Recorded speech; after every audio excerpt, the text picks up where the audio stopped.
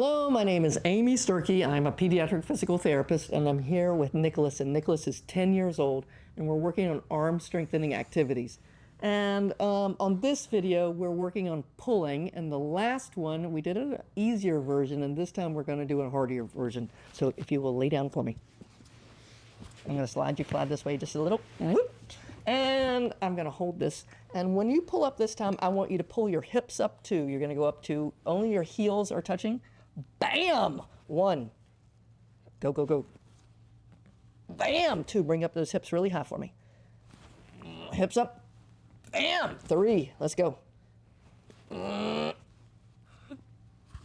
And I can see you tiring it out. Those are excellent. He wasn't sure if he was able to do them, but with a little practice, he figured out how to do them.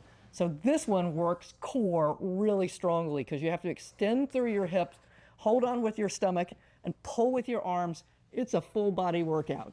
I hope this is helpful for you, and we'll look forward to seeing you next time. Thanks a lot.